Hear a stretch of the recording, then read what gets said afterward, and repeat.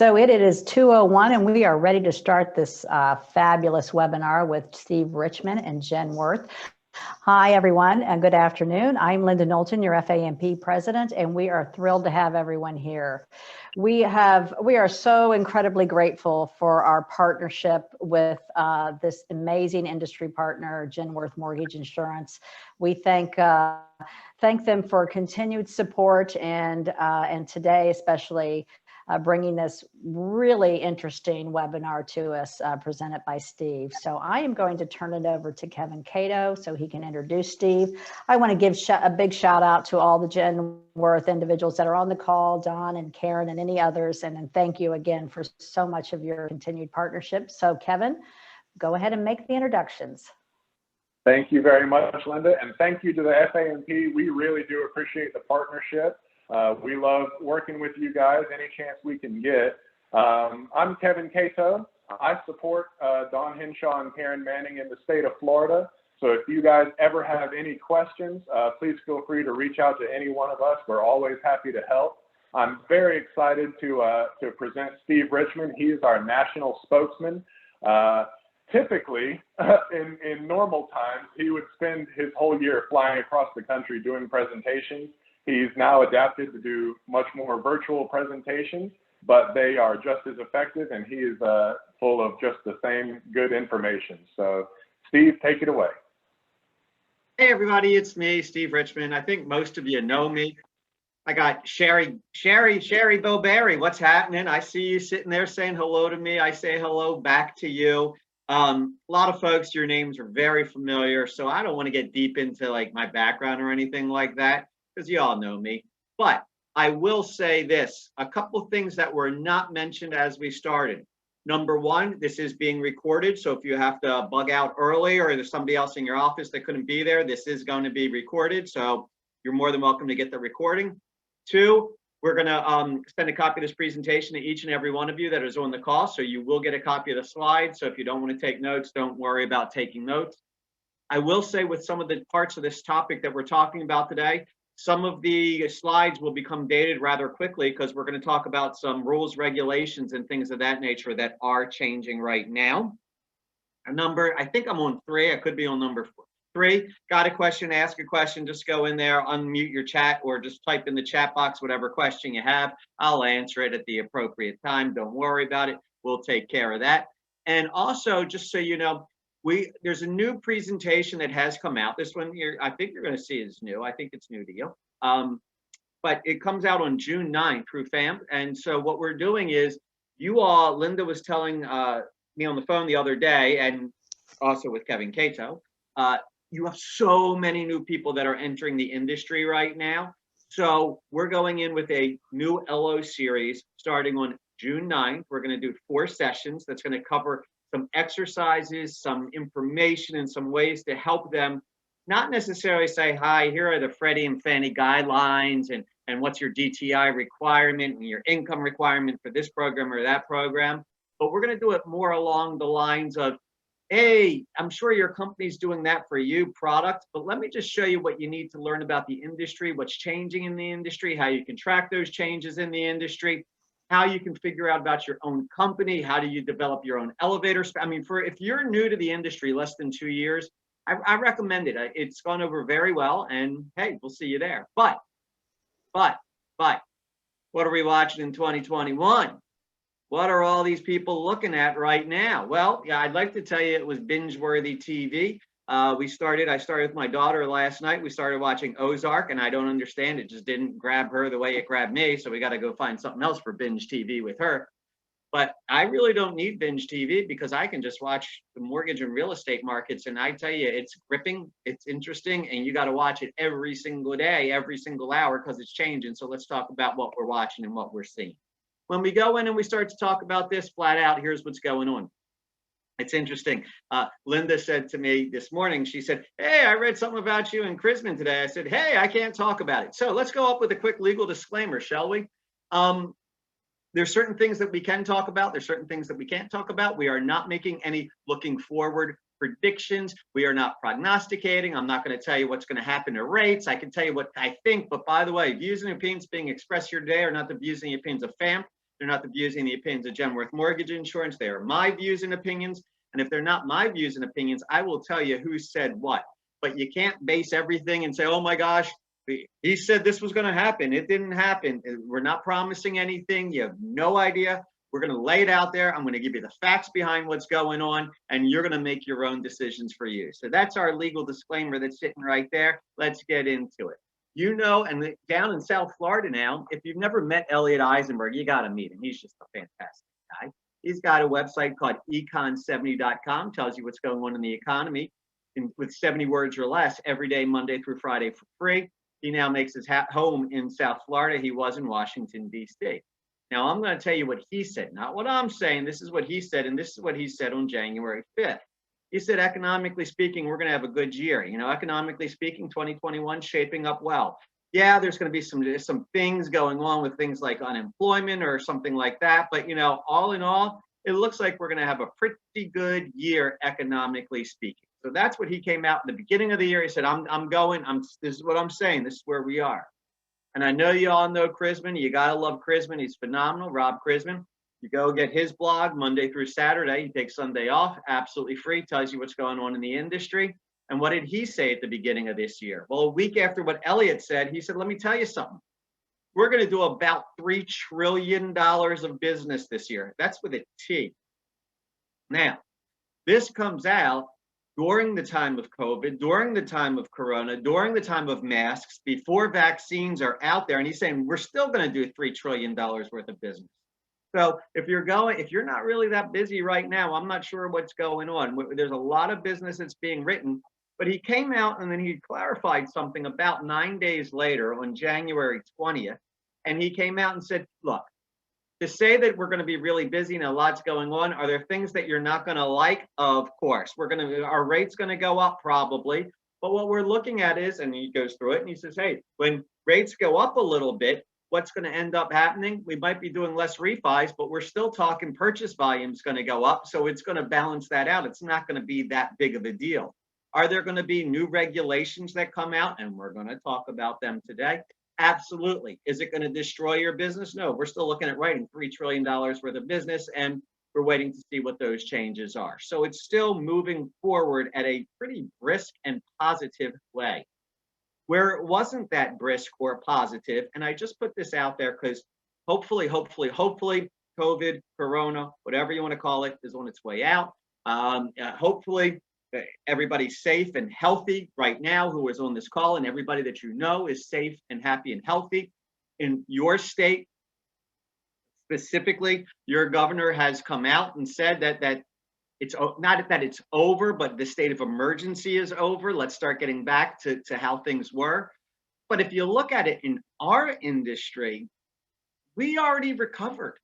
If you look at it in the mortgage and the real estate industry, you go back to second quarter, look at home price appreciation. Yeah, it dipped second quarter of 2020, which is when we found out about COVID and everybody went into lockdown, and then it just rebounded just like that. When you look at housing affordability, second quarter of 2020, affordability got hurt and then it recovered once you went into third quarter. When you look at volume, home sales, what happened second quarter? Nobody bought. What happened third quarter? Everybody bought. So it took about a quarter to get comfortable with the new normal, if you will. And then people said, this is where we are. Let's start rocking and rolling. We're going to do it. So that was the tough quarter, but things really bounced back quickly from that. And I'm going to go deeper into the bounce back and who bounced back and who did. And we're going to hit that in a second. But as an industry, we're looking pretty good right there. Now, think we're looking good? This came out 2 weeks ago, maybe 2 weeks ago. Fannie Mae came out and they said, I know that Chrisman said, Chrisman said on January 11th, we're going to do $3 trillion worth of mortgage originations. Fannie Mae 2 weeks ago on April 16th said, make it $4 trillion.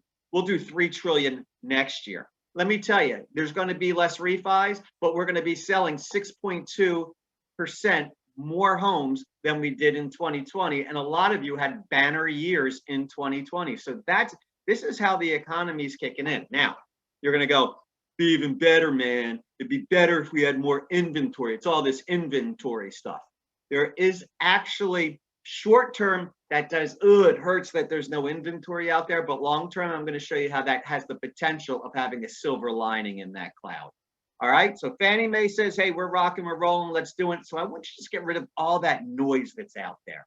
You're hearing this, you turn on the news, you turn it off. Turn it, it's all negative.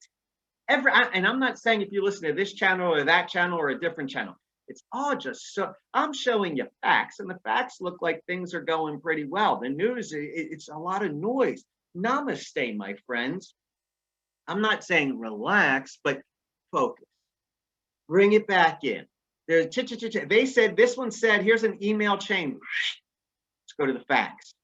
Now, when we start looking at these facts, here, and it's interesting because I know some of you on this call, and I know some of you on this call are Republicans, and I know some of you on this call, and some of you are Democrats, and I know some of you on this call, you love Trump, and I know some of you on this call, you hate Trump, and I know some of you love Biden, and some of you hate Biden.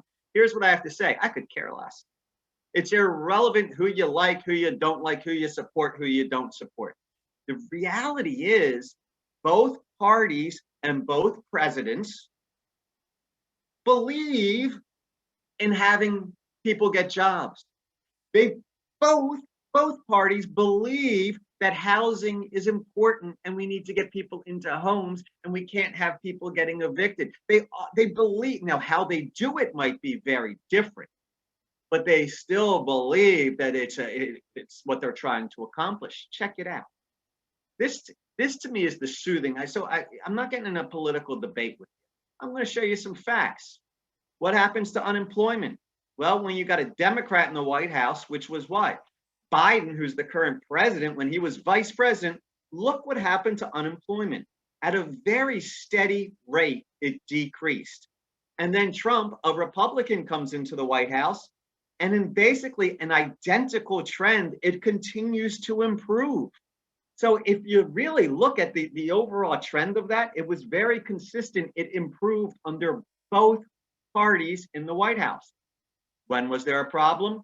Second quarter of 2020. That's when COVID came in and it spiked up and it's been coming down ever since. Dow Jones Industrial Average started doing really well within the Obama White House. Did really well in the Trump White House. It hit a record high today about 3 years ago. About 3 hours ago. About 3 hours ago, I think it was about 11:30 this morning, it hit a new high. It may have come down since then. I've been working, not watching the Dow, but 3 hours ago, it hit a new high. So it's been a pretty steady increase ever since about 2010. You're going to see that there is a drop off right there. When is that? You can see it in the reddish area. That is second quarter of 2020 when all of a sudden COVID was in and it came down. We go to the next one. Interest rates. Let me tell you something about interest rates. Interest rates have been below 5% since about 2010. We've had about 11 years of below 5% interest rate. And I hear people yelling and screaming, oh my God, rates went up. If you're having trouble with 4% and making people, forget 4%, if you're having trouble with 3% and making people comfortable around 3%, we got to have a conversation. Because when I got in the business, and you can see I'm an old dude, when I got in the business, I was doing some Reg Z stuff. We were at 11%, 10%. That's the kind of things that we were doing back then. So when I hear people saying it went up to 3.25, oh my gosh, what am I going to do? National Association of Realtors says it's not going to affect the first-time home buyer, and we'll talk about first-time home buyers, until it goes over 6%. So is it going to go up this year? Yeah, it's going to move up a little bit this year. I talked to a guy named Tian Liu, who's an economist for Genworth Financial. He says they're going to move up. They might get up to about 4% this year, but it's going to be some small little increments moving up throughout the year. So we're still looking at very, very good rates. Home values. I don't care who's in the White House. Since 2010, doesn't matter who you are, that is pretty much a straight line increase over the past 10 years. If you look closely, there's that little dip where it flattens out towards the end there. You know what that was? That was COVID, second quarter of 2020. So we're still looking very strong. Home price appreciation looks like it's continuing going forward. Home sales, what happens is pretty much a continual incline that it has been since 2010. When did we have the dip? I don't need to repeat myself. My point is, for each and every one of you who said at either election 4 years ago or a year ago, or not a year ago, but what was it? 6 months ago, give or take, 5 months, 6 months ago would have been November. For any of you that said, if so-and-so wins, this is going to happen. If so, it didn't matter. You're looking at it's still all going in the right. Now, the policy might be different, but we're still getting to the same place. Okay? So, namaste, my friends. Let's not get into political fights here. Now, I look at what every year I do the National Association of Realtors, the profile of home buyers and sellers. I've done it for 14 years now. I show you where you can get it free. It's about, I think, $157. Forgive me if I don't have the exact right number there, but you can get it right there. Yes, we're going to send this presentation to you. If you want to buy it, buy it. They give you 8 pages of free highlights right there, so you can go to that one to get the information. Personally, I think that's good enough. I went through the others, and I'll try and give you some of the stuff that was missing from the highlights, but you're going to get some good information there. But they did something beautiful this year. If I could hug a National Association of Realtors, I'd hug it right now. They did something just incredible. So usually they measure a year, July 1st to June 30th. That's their year, and that's what they reported. But we've said it 18 times already on this call. There was a what? COVID. Second quarter 2020. So they break out April, May, and June of 2020 to say, how did the market change through COVID? And what we're seeing is those changes that started back in April, May, and June, they've pretty much been consistent, and they're still here with us today. What's changed?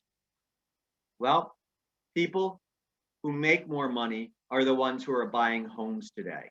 We're looking at an increase of about, give or take, $17,000 for your income, those who are purchasing homes today. Because what we're watching is those that are doing well, and we'll talk about this, are doing well. And so they're spending. Those who aren't, they're the ones who are tightening their belts much more, and they're not spending as much. What are we looking at? Multi-generational homes. This actually is considered a decent increase. But what we're finding, the reason that people right now are buying multi-generational homes, it used to be because they have to take care of their kids. Now it's they got to take care of their parents. So we're watching, based on the time of COVID, that people are taking more care of their parents, and that's why they're getting the multi-generational homes. But they're also saying, because I'm taking care of my parents, I'm not going to be there as long, because once this ends, I'm kicking my parents out. No, nobody said that. Don't get upset. But they're saying, hey, who knows how long this is going to be, and that my parents are still going to end up wanting to be on their own. So they're thinking they're going to be there a shorter period of time. I'll tell you where they're not moving. They're not moving into the cities, and they're not moving into the small towns. They're going right for the suburbs. They're concerned about going into the cities because they don't want to be around all these other people that are sitting there and breathing on them and have the germs and all that kind of stuff. But they don't want to go to the small town because they still want to be around decent health care, decent medical care providers. So you're watching very much, there's a boom in the suburbs that's going on right now. I already said it when we talked about income. We're watching home values go up, and those people that are buying more expensive homes. You're looking at approximately $70,000 increase in median price of homes right now. That's A, because people who are doing well and have more income are buying those homes, and we've continued to have appreciation through this time. So that's just a couple quick hits that are right there. But I keep saying those who are doing well, those who aren't do well. Look at the screen for 1 second if you're blowing me off. And when I say the screen, don't look at the screen show. Look at this gorgeous face that says Steve Richman in the box that's looking at you. Look at this good-looking guy. And people, because I'm going to use some hand motions here. So people typically say, how are we going to recover from this economic issue? Is it going to be a V? It goes down fast, it goes up fast. Is it going to be a U? It goes down, it stays down, and then it goes up. The answer is we're looking at a K recovery. What does a K recovery look like? For those people who it went down for, it's staying down and they're having trouble getting back up. For those people that never went down, it's continuing to go up. What we're doing is we have a very great divide. One thing that is driving that divide is state by state. It is amazing how differently states are operating right now. Linda and I were having a conversation right before you all came on, and she was saying, "Oh, well, in Florida," I'm like, "Well, that's pretty much the difference that's going." Actually, it was Kevin Cato who said, "Hey, we're watching a lot of people not going back into the office yet. I got people in Oklahoma that are like, we've been in the office for months. Why can't you come here?" So state by state, we have a different recovery that's going on. I'm not going to question that. I will say, on behalf of the associations, I'm finding association and organization interest, membership, things of that nature is really growing right now. Just this is aside from the housing market, but a lot of people are saying, well, I may or may not be going back into my office, but I've still stayed in touch with everybody from my office. I want to hear it from other people and other companies. I need to open that network back up. So right now is a very big time for associations and organizations, and they're planning their big meetings and things like that. I'm watching that happen right now, different state by state. But when we look at a K of who's doing well and who isn't doing well, I mean, just think about what's going on with COVID. It's not doing really a lot of wonderful things for waiters and waitresses and restaurant owners, especially small restaurant owners, mom and pop shops, airline pilots, flight attendants, travel, hotels. These things are struggling quite a bit right now, and they're going to continue. They're continuing to struggle. This is where it says huge impact on the right-hand side, the bottom. You know what's doing great right now? Banks, technology, software, real estate, mortgages. So those things are actually doing pretty good right now, and they're continuing to grow. Like if you wouldn't have a great job right now, I got to tell you, and I'll hit this in a minute. My son, a lot of you have heard about my son. So my son, he got laid off during COVID. He's like, well, what should I do? I'm like, go be an underwriter, baby. They're never getting out of work right now. I mean, these underwriters are writing their own ticket. He actually is dating somebody right now. I don't mind talking about my son. But who's doing well right now? The medical profession, doctors and nurses. He's dating a nurse right now. And she's like, I can get more hours, and I'm getting offers all over the place right now. But bartenders and waiters and flight attendants, they're not getting jobs all over the place right now. They're struggling. But healthcare professionals, they're doing great. What I would say from your perspective, from both your own company and for your customers, think about how work arrangements and how that's affecting what's moving forward. Another reason why we see that people are buying the more expensive homes is because people are saying, I want to work from home going forward. So there's going to be a big change when it comes to work arrangements that are going out. And you're going to look at, I don't know if y'all do this, but I know there's some rehab loans and stuff like that. We're watching that if they can finally get some wood and actual inventory in, because wood prices have just gone up through the roof. But once that all sort of settles down, people are like, I need to create whatever we're doing at my house. I'm creating an old bedroom and I'm flipping it into a workspace, an office. So that's what we're looking at. If I'm an LO right now, I'm thinking about those rehab, those home improvement types of loans, seconds, something like that, something to really think about, because COVID took a big bite about that. Why are we looking greater impact on the younger workers, the less educated workers, the lower income workers? Because that's more of your bartender, waiter, waitress, hospitality, restaurants, hotels, things of that nature. So that's what we're looking at right there. What else are we looking at? I think we talked about this just for a minute or two. There's a lot of changes. Lenders are trying to figure out, hey, what's going on with all the credit? We can really look at this. Lenders are being very particular right now. And if you've noticed a change in underwriting, there's a fear out there, especially with new underwriters, because we have to bring these new underwriters and we're throwing so much at them. What happens if there's a mistake? And we'll talk about the bubble. What happens if we have problems in the future? Is Freddie and Fannie going to make us buy these loans back, things of that nature? So we are tightening it a little bit. We're looking twice at it because we don't want to go through what we did in 2008, 2009. That's sort of where we are right there. Forbearance, this is a big thing that's going on right now. If you don't know what forbearances are, most of you do, but if you need a quick refresher, all a forbearance is hitting the pause button. It doesn't say, okay, I'm going to change my payment. It doesn't say it's no longer due. You're just pausing it. It was originally for 12 months. It looks like it was paused out to 15 months per Freddie Fannie guidelines, not necessarily for portfolio loans, but it's going to get extended out another 3 more months. So it's looking September, October, they're going to come due. But a lot of people are saying, now what happens when they come due? Will these people have the money to pay for it when the forbearance is no longer in effect? So there are changes that are coming in, and we're watching that very, very closely. I just go back just to share this one more time with you.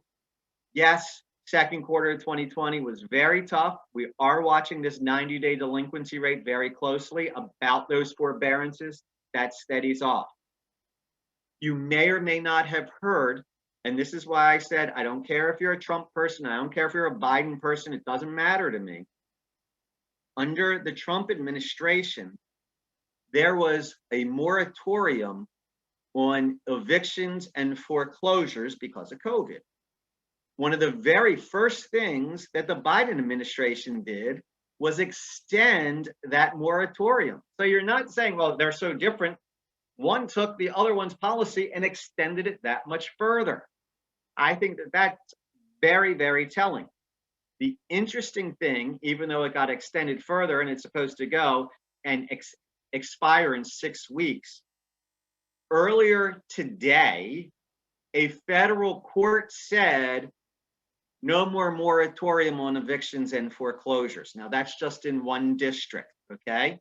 So this is now about to come back to court. I can't get deep into what they said because unfortunately, since it happened this morning, I have not been able to read the opinion, but we're about to see a pretty big fight, I would guess, because one court said this and the rule said something else. The administration says this gets extended out another 6 more weeks. No evictions, no foreclosures. Federal court said, yes, evictions and foreclosures. Where do we go? We're going to end up in court to fight that out right now. When I say we, I mean the industry. I don't mean like Steve Richman going to court. My days are over practicing law. But we're going to watch that play out. And that's why I'm watching this 90-day delinquency rate, how it flattened out right there. It'd be very, very interesting because that's about to change. It happened this morning. Can't tell you many specifics, but that's what I'm watching. What else are we watching? This makes me feel good. I'm regular age now. It's 55. Most buyers are 55 years of age. That's somebody who is not a first-time home buyer. They're 55. It used to be 39 only 20 years ago. So what you're looking at is we've increased the age of the home buyer by 11 years over the past 20 years. I think that that's critical because you and me, when we started in this industry, we were like, man, somebody who's 55 is old. I bet you they don't know how to use a scanner. I bet you they don't know what apps are. I bet you let me tell you something. I'm the demographic now, and I probably know more apps than I use my phone like each and every one of you on this call today. So you were not thinking about the home buyer, the repeat home buyer as being a senior home buyer anymore, even though at one point 55 may have seemed like senior to some of us. Not so much anymore because this is hitting that demographic right there. But those first-time buyers, they're not changing at all. They're 30 to 33 years of age. That's what we're looking. Hasn't been much of a change at all. They make $96,000, but only 1 in 5 makes less than $55,000. Well, how's that of interest? Check this out. According to Indeed.com, when you get out of college, your average starting salary out of college is $50,000. That's real close to that $55,000 threshold of who's buying a home and who isn't buying a home. That's why we're seeing the numbers of it's hurting the less educated more. They're not the ones who are buying the home. That's what we're looking at right there. You still have to be a couple. We're still looking for people to have 2 incomes coming in to qualify for the mortgage. But this hasn't changed.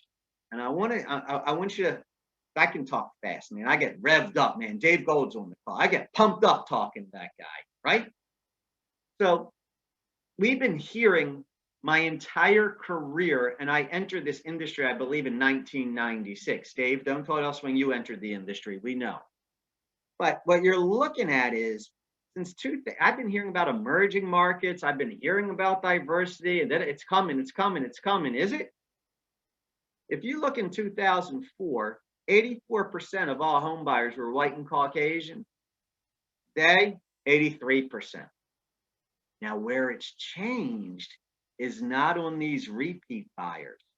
Where it's changed, we're finding a huge amount of diversity for first-time buyers.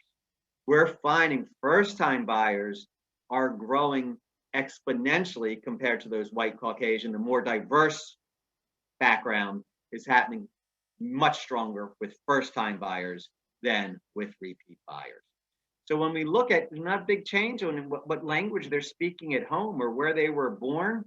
Once we look at first-time home buyers, then we're starting to see these changes. Okay?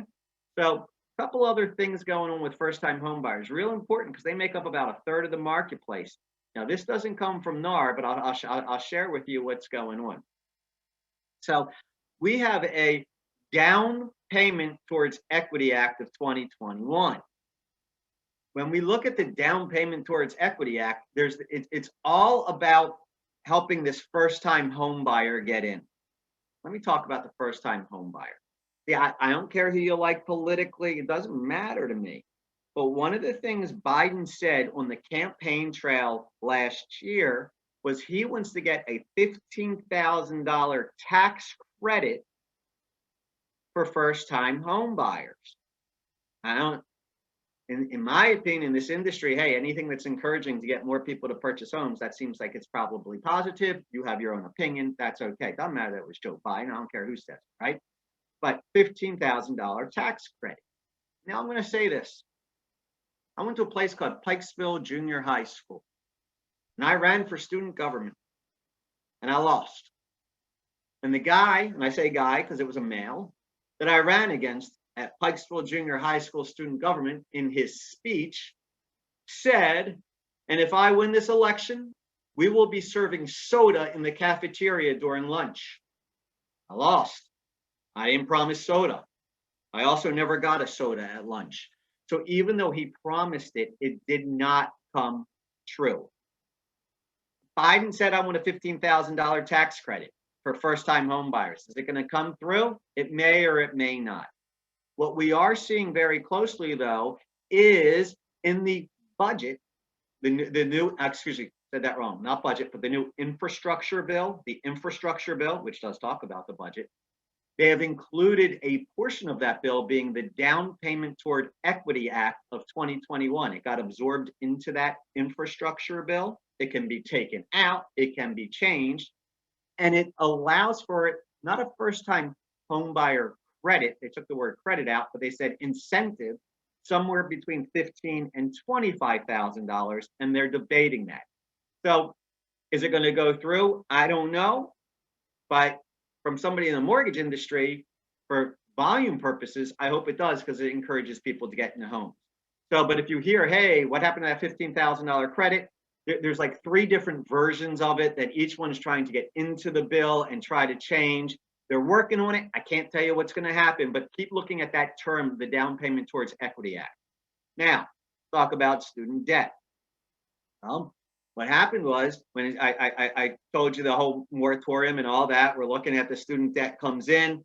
And when we look at this student debt, here's what I just think is just so very, very interesting.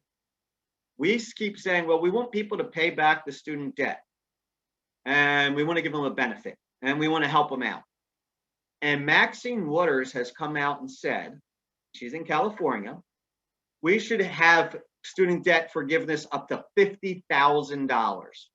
You with me? Hey, if we can eliminate that student debt and they have that, then they're going to go buy homes, right? And Joe Biden said, no. 50,000 is a lot. Let's forgive student debt at 10,000. And the Republicans came out and they said, hey, you signed up for it, you got a debt, you pay your debt, they went to college, they'll get a job, pay your debt. Boom, boom, boom. The interesting thing, the National Association of Realtors says what? The National Association of Realtors says the average student debt of somebody coming out of college is $30,000. Why do I find that so interesting? Because Waters says 50, Biden says 10, guess what's right in the middle? 30. So that's sort of where the numbers are laying out and who's saying what. Now, I threw up the term Elizabeth Warren there on the screen. You may have heard last week that she came out with a big proposal to eliminate, it was about $2 billion worth of student debt. You may or may not have read that. That has nothing to do with the student debt forgiveness that we're talking about over here. What Elizabeth Warren's bill is about are those people that were going to for-profit schools that got fraudulently charged student debt. We need to eliminate the fraudulent charges. What Waters, Biden, all that other stuff is about, no. These were proper charges, but because of the economy, we're going to give some forgiveness. What Elizabeth Warren's is saying, I'm not even talking about that. I'm talking about these people who defrauded these students. We're going to eliminate that. And so that it's a total difference. So if you heard, oh, Warren's going forward with that, it's not the same type of student debt forgiveness that the others are talking about. Hers is more about fraud. When I do look at this, and if you're saying, hey, is it going to get better? Are we going to get some inventory out there? And I hear some talking in the background. So if you can mute yourself, that'd be great. If you have a question, just throw it up there and let me know. But check out this under Realtor.com. They came out with this study about 12 days ago. 10% of homeowners plan to list this year, 2021, their home for sale. And within the next 3 years, 26% plan to sell their home. So there's not a lot of inventory. People are sitting tight right now, but 10% of all homeowners are saying, I'm getting ready to sell my home, 26 within the next 3 years. So we're looking that has the potential to really increase. And look at this, 58% of the homes that owners plan to list this year are valued below $350,000.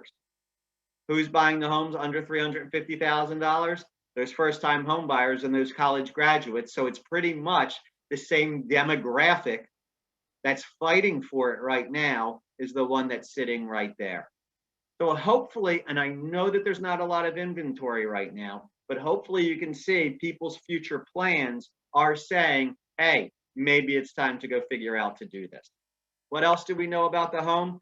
They're buying previously owned homes. We're not seeing a lot of building going on. Only 15% bought a new home. What we're looking at is there going to be a bubble? Well, new homes, it hasn't changed since 2008. They're buying detached single-family homes, 1,900 square feet that was built in 1993, and they're staying within a 15-mile radius. Just throw a couple quick numbers out there so you have them. Here's one every one of you needs to pay attention to on this call. Who are you going to call? They're going to call a real estate agent. 88% of buyers used a real estate agent. I know there's talk about FSBO. I'm going to show you numbers where actually FSBO's increased a little bit recently, but 88% of buyers are using a real estate agent. But what makes me really think, other than the fact that they're going to use a real estate agent, those real estate agents, 24%, almost 1 in 4 of all real estate agents are handing out a preferred lender list to their customers. So if I'm on this call, I'm sitting here saying every real estate agent that I talk to, I want to see how I can get on their list, because 24%, 25% are saying to the buyer, these are who you want to work with. Real important to help you when it comes to your marketing. So let's go back into DC. Those were some numbers. Here are some things where we're not exactly sure what's going to happen. We have some good ideas, but sow it in the cafeteria, my friend. And what I do find is I ask you, I don't want to get into the politics of it, think about this holistically. I'm going to say some things you're going to say, oh my God, that's going to kill a market. And then I'm going to say something else, you're going to say, oh, but that's actually good for the market. What I'm finding is everyone's trying, and when I say everyone, both administrations are trying to figure out how to strike that balance so that we can continue those positive trends going forward. Look, banks and the CFPB is going to be growing its teeth again. The CFPB is going to be having greater power. Under the past 4 years under Trump, The CFPB did not do as much. We're looking at the CFPB probably becoming much more active now, which will have greater scrutiny. I don't think that surprises anybody at all. But I'll show you what they're going after, which is pretty interesting. And corporations are going to get higher tax rates. Wealthy individuals are going to get higher tax rates. But we already talked about who are they trying to help? The remove student debt and get rid of, have student debt forgiveness. Find a first-time home buyer credit or benefit $15,000 to $25,000. And as we already saw, those people are not the ones who are making over $400,000. So you're watching, as soon as it becomes good for one, it becomes bad for the other, and vice versa, right? How's it going to help, and who's it going to help?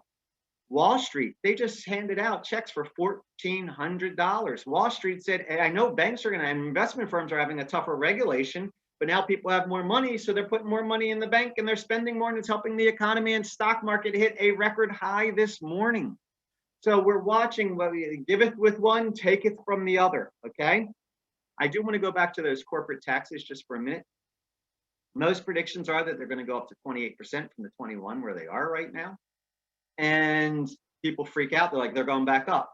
Remember, they used to be 31%. So they're not saying they're taking them all the way back to the 31. So it's 21 up to 28, but not back to that 30.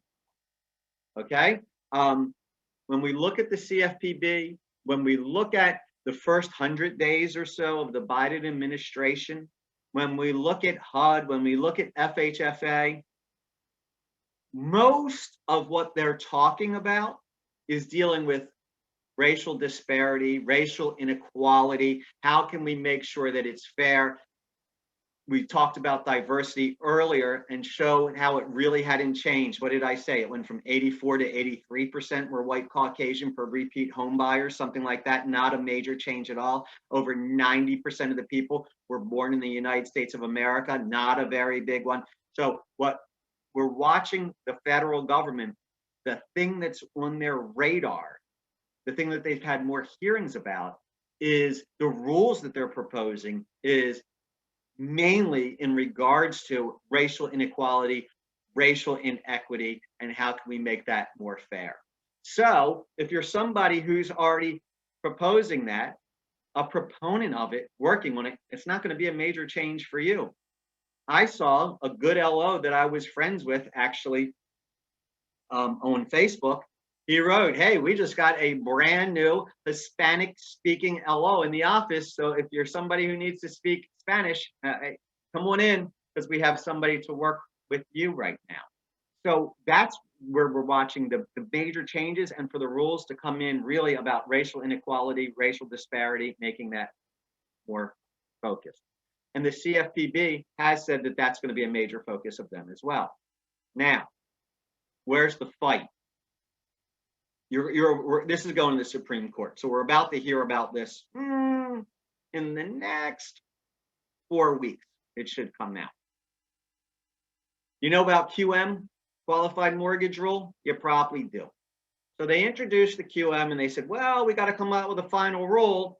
So until we come out with the final rule, and we need the final rule July 1st, 2020, until that time, we're going to patch it. So it's going to go over what the old rule was. We're going to put a patch over that QM rule, okay? If you don't know what the QM rule is, let me know and we can talk about that.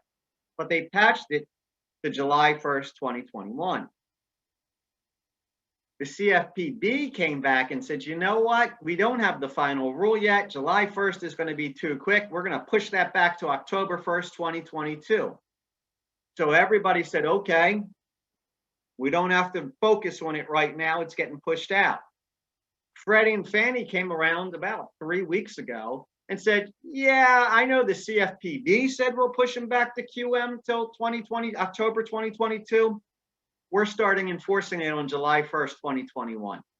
So we're watching a big fight right there between the CFPB and Freddie and Fannie on when the QM rules will come into effect. Freddie Fannie says, hey, that's fine. It's not a rule, but we're not going to buy it. And CFPB saying, no. We're giving you the rule. We just need a little bit more time to October 1st, 2022. Boom. I can't tell you. It looks like there's going to be a big fight that's going to court on this within the next few weeks. Can't tell you exactly what's going to happen, which side's going to prevail, but I'm watching it every day. We talked about that $1,400 check already that has been administered, but it's to help the economy. So it does help the people on Wall Street, and it does help stocks and all of that. What we're looking is that 1,400 payroll, that $1,400 has been distributed, but $50 billion we're given to small businesses, $22 billion to help with emergency rental assistance. And you might be saying to me, I could care less about emergency rental assistance. I care about home ownership. I don't care about renting. Renting is not important to me. Yes, it is, because if they don't have a clean rental record, they're going to have trouble buying a home. So that's something we need to help people, and we want people to have a good rental record because it helps them qualify to get into the home.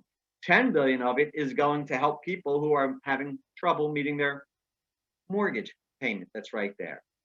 Janet Yellen is the person who oversees all of this. We'll see how it all shakes out and where it's going and how it gets distributed. Now, another thing that actually was said, I heard one time since Biden has taken the White House, he says, I like the idea of a government-run credit reporting agency. I think I just got a few shivers from some of the people on this call.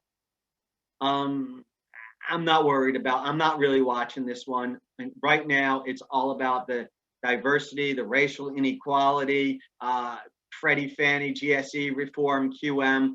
There's been very little talk on this one. If I do work for a credit reporting agency, I was probably like, oh my God, when is this going to happen? What happens next? But this one's sort of been pushed back to the back burner, so I don't want you to get all worked up on that. I already went through the CFPB and the GSEs talking about the QM rule, so we got to see what's going to shake out on that. There were rumors that FHA, that they were going to lower their MIP rates, and they said that's going to happen, that's going to happen. Marsha Fudge came out on March 30th and said no, she has no near-term plans to change FHA mortgage insurance premium pricing. Does that mean that it's not going to change? It may not. I'm just telling you what she said. There were rumors that it was going one way. She said something else. I'm watching that obviously very closely. You all are so concerned with inventory. What's going on inventory? The average home in the United States of America for sale today gets 4.6 offers on the home. In Florida, the number is 4. So you can see there on the bottom right-hand corner, this is from the National Association of Realtors. In Florida, when a house goes up for sale, on average, it's getting 4 offers for that property. We are watching some all-cash home buyers come into the marketplace, but pay close attention to that. It's looking like it was back in 2008. It's 18% versus 21%. It's a 3% difference. It's not shaking up the world right there. There's still a lot of mortgages that are being written. The last thing, and I'm looking at the time, so I'm just going to throw this one up here real quick. I already told you that it got extended to September, October.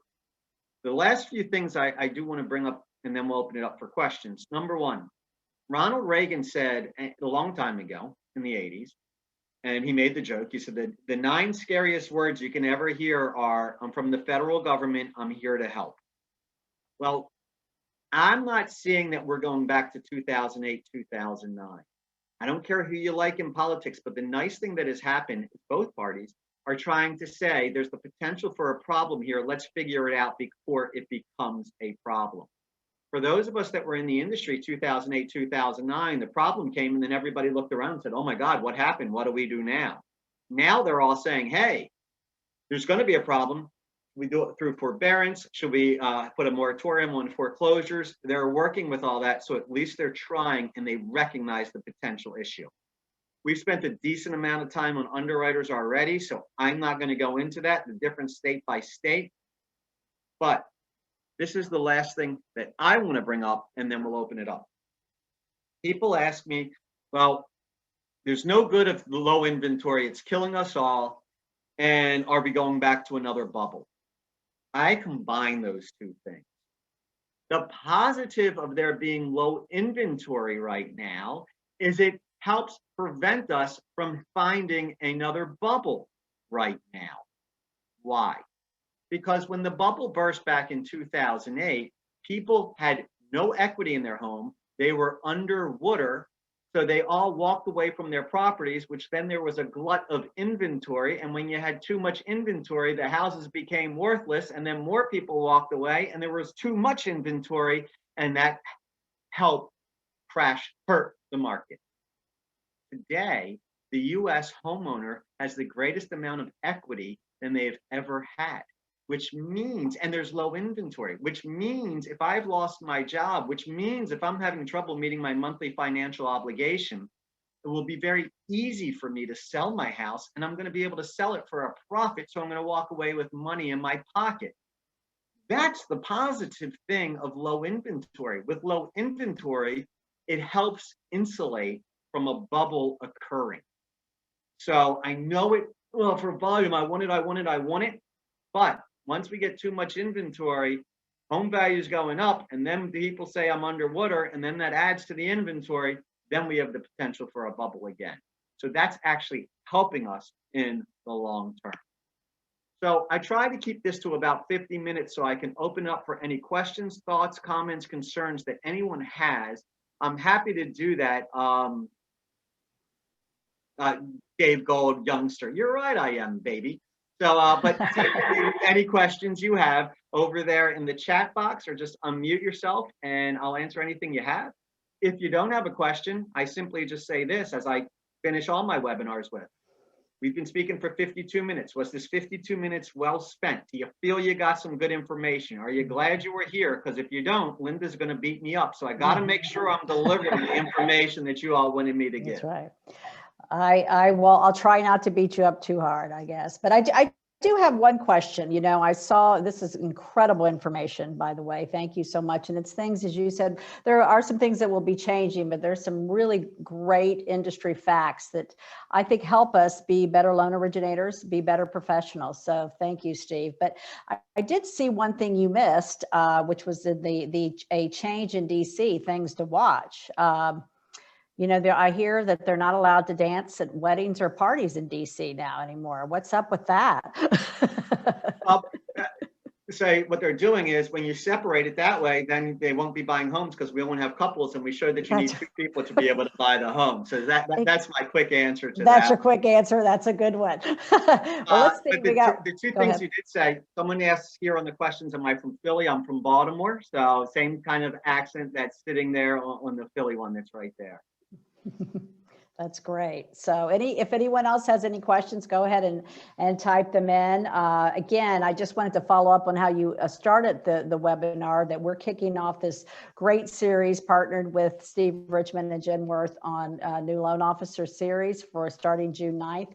If you're a new loan officer, again, last 24 months, there's a lot of training that wasn't out there that Steve is going to help us bring to the forefront and hopefully keep us all successful, because this level of business and volume is not always going to continue. So we've got to keep our skills up. Correct, Steve?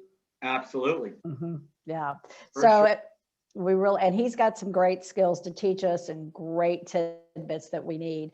On May 12th, we do have Credit Expert and CIC webinar, and based upon what you just said, that might be some good information as well. And on May 19th of this month, we have Doug Duncan, which is Chief Economist for Fannie Mae. So hopefully that'll be a good one as well for bring us on some Fannie Mae information. So anything else that you want to end? Kevin, any final tidbits from you? I'm going to put you right on the spot here. Even before he does that, I'll plug Doug Duncan. He's a great speaker. So go to that one. I really enjoy listening to Doug. Doug is, again, great information, and I think some really up to minute details and facts in regards to Fannie Mae. So we appreciate that. So this is going to, as you indicated, Steve, has been recorded. We will send out to all that attended, and it will also, if you're a member, it will be on our website. If you are a member of FAMP, we thank you for that. We thank you for your continued support, and we thank you for supporting your industry. If you're not, find one person and join. And we do have, or more than one, and we do have a corporate membership now. So if your company's interested, we have a great corporate membership 5 for the price of 4. So if there's not anything else, Kevin, you want to bid us all a good afternoon. I'll let you have the final word. Thank you. Thank you. Well, Steve, great presentation. Linda and Valerie, we always appreciate your partnership and giving us the opportunity to present. So I just hope everyone keeps Genworth in mind, and please feel free to reach out to myself or Don Henshaw or Karen Manning if there's ever anything we can do to help. Thank you. Absolutely. When you think of, mortgage insurance, think of Genworth. So thank you, Steve Richman. We look forward to hearing you again and seeing you on June 9th. Thank you, everyone. Have a great afternoon.